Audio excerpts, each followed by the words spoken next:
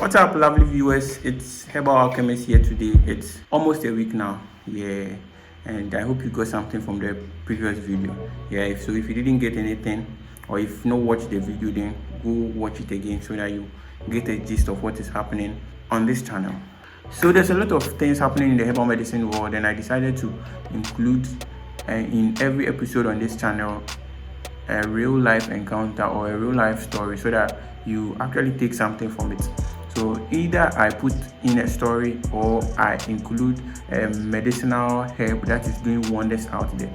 So I don't encourage DIY on the channel unless we are all going through, because there's a surge in the use of herbal medicines, especially when it comes to self-medication. In case you want to use any herb that is discussed on this channel, you can talk to your herbal physician or any specialist who is well versed in the practice of herbal medicine. Since you don't know or you can't do the research on it, it is advisable that you talk to your herbal physician or a specialist in order to take you through the process. That's if you want to use it, it will depend on your allergies. It can also depend on your state of health or the medications you are currently on.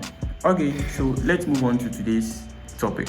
So today I've got a story to tell, not a herb to display, and you would have to stick around to the end of the video in order to take something out of the story. It's a very interesting one actually, and you could take one or two from it.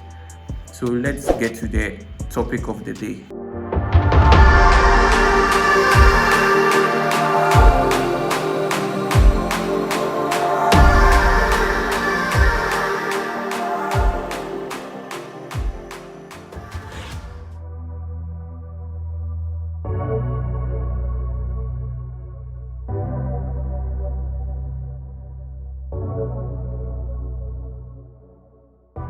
Pharmaceutical products, that's medicines or drugs, they are special preparations used in modern and traditional medicines.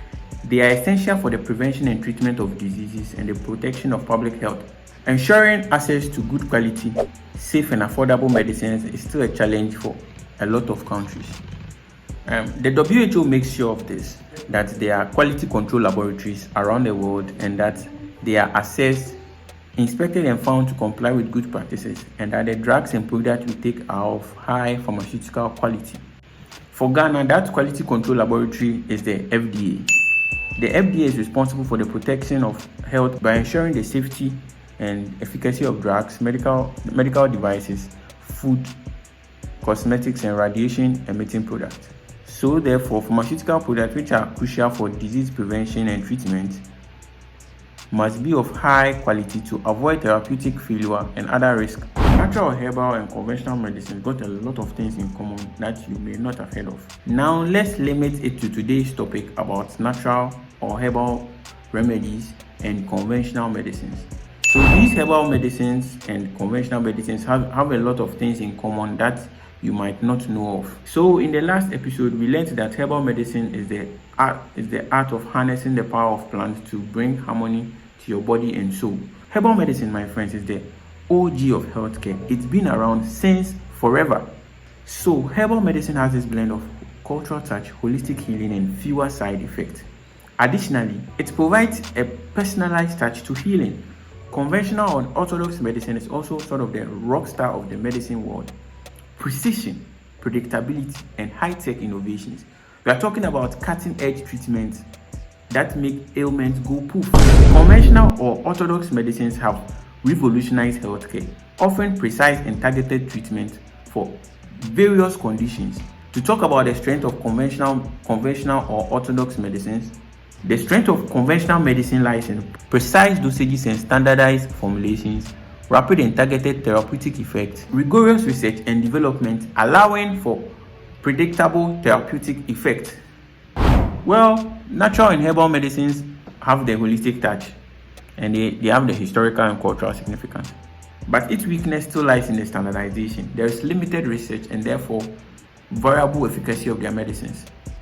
Weakness of orthodox or conventional medicines usually have to do with potential for side effects, expensive production and distribution, and then over-reliance of synthetic compounds. FBI, open up!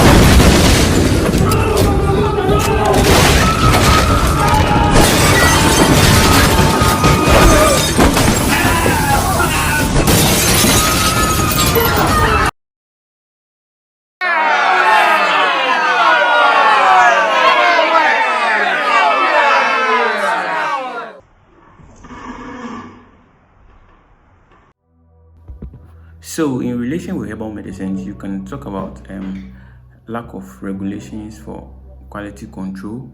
You could talk about lack of scientific evidence for a lot of remedies, and also you could also talk about the potential for interactions with a lot of medications here. And also relating it with orthodox and conventional medications, you can talk about side effects and potential harm. We can talk about the dependency and overprescription issues, and then environmental impact of manufacturing. So, from the little information we've given over here, we know that herbal medicines have limited research compared to orthodox and pharmaceutical medications. So, therefore, with the surge, with the increased interest in using herbal medicines nowadays, there is just the need for a lot of research there. But with the orthodox or conventional medicines, we know there is constant and extensive research there. So we are expecting more novel drug development and then also some fancy drugs along the line.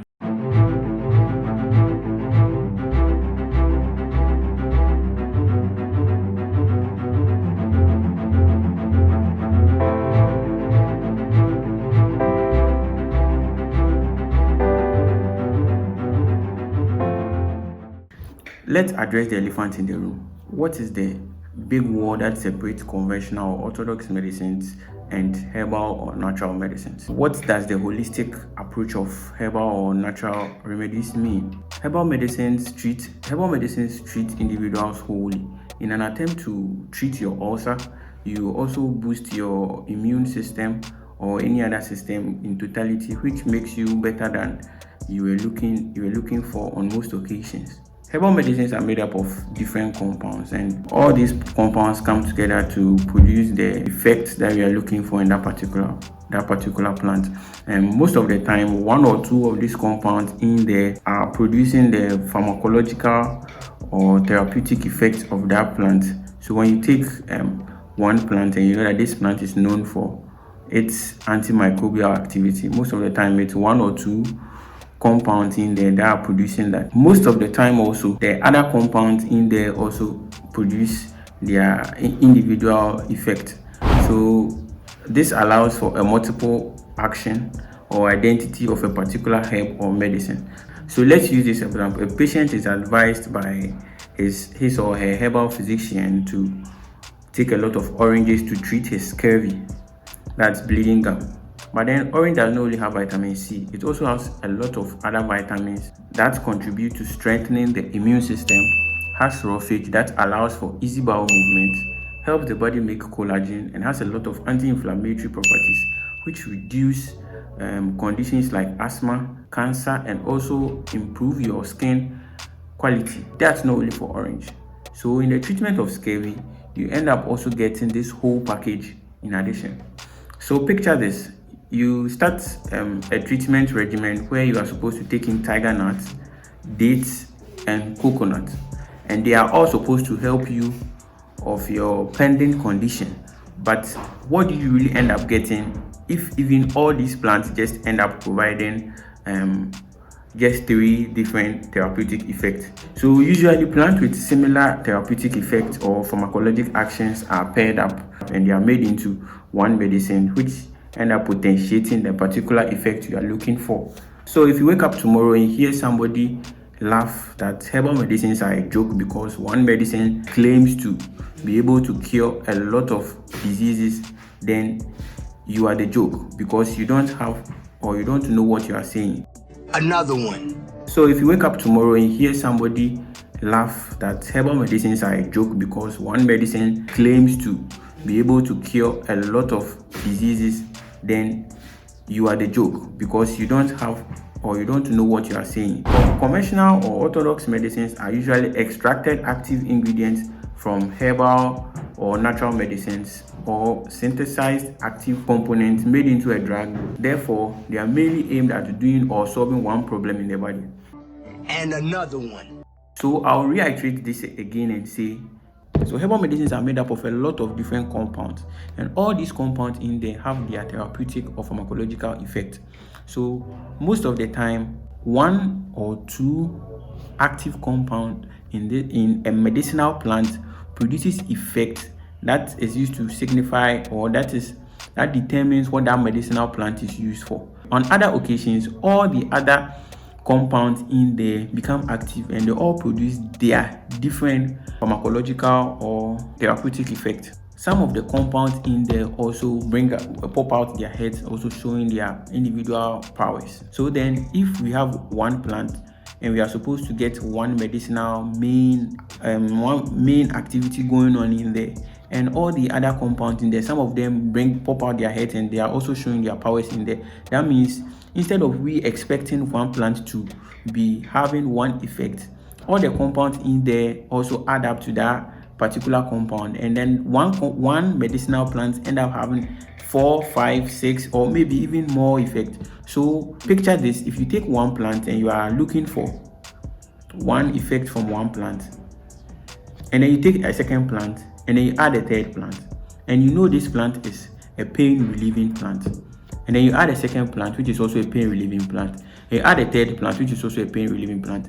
For you, your purpose or your intent was that you took 3 plants all having pain relieving properties and you brought them together because you wanted to potentiate their effect and have a very strong or potent medication. But then they all have individual compounds in there which are also very active pharmacologically. So when they all end up showing their powers or their potency in the medication, you realize that you are treating people for pain, but then most of these people end up having good eyesight. They end up having reduced high blood pressure levels.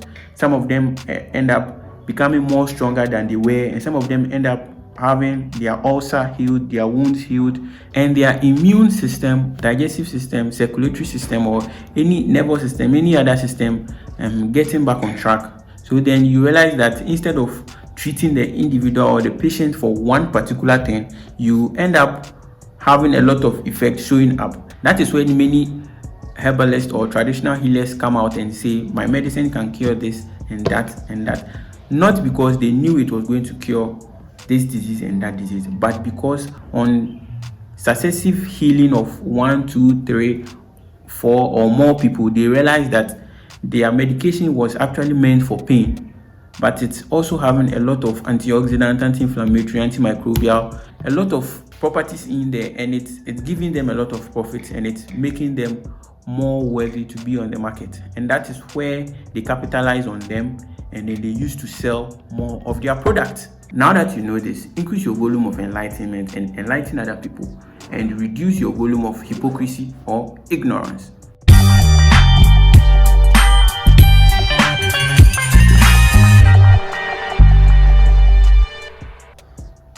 Both herbal medicines and orthodox or conventional medicines play a vital role in a comprehensive healthcare ecosystem.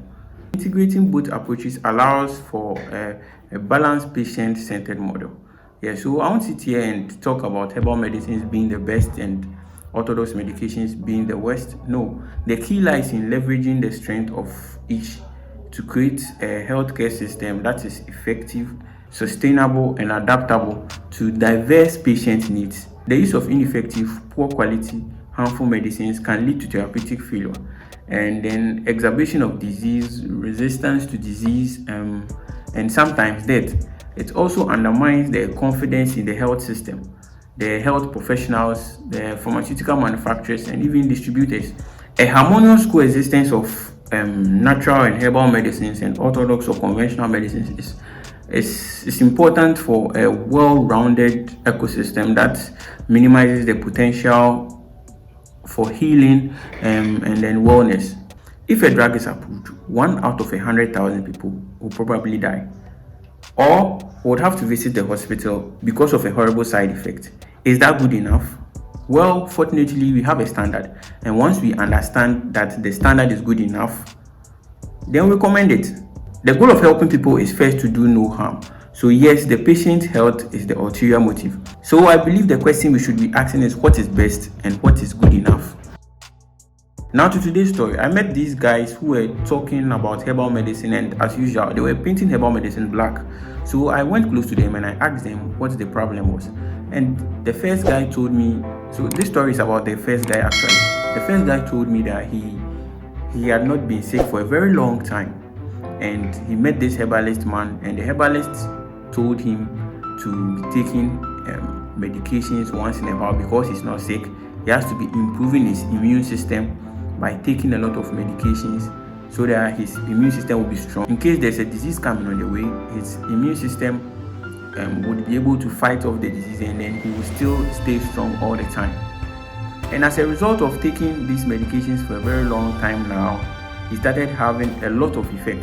So he was always sweating, he couldn't sleep, he was having allergies here and there, allergies which he did not have at first, feeling nervous all the time, and this is a result of stirring the immune system, that is causing it to be active too much or subduing it too much as a result of the medications this guy was taking. So I just advised him that as long as you are sleeping well, you are eating well, you are not drinking alcohol or smoking, and you are having enough rest or exercise, you should be fine. There is no need to be taking a lot of medication, especially herbal medications, because that is my domain and that is what I understand more of. That is, you should not be taking medications when you are well, unless it has been prescribed by a specialist, that is a herbal physician, a medical practitioner, or any other specialist in the health profession. So even though if I was given the option to pick between herbal or natural herbal medicines and then orthodox or conventional medicines, I would pick herbal because I would like to go the natural way. It is not about picking sides. It's about celebrating the fantastic fusion of herbal wisdom and conventional or orthodox prowess. So, did you get any insights or different opinions from this video? Let the world know in the comment section. You can put in your questions or what you think about this video and what you think about the line between herbal or natural medicines and orthodox or conventional medicines. So let us know what you think. If you like this video, you can subscribe and put the notification bell on in order to be notified of any other video. You can like and share too if this video was very informative to you. I'll be back with another more insightful and educative video. Stay tuned.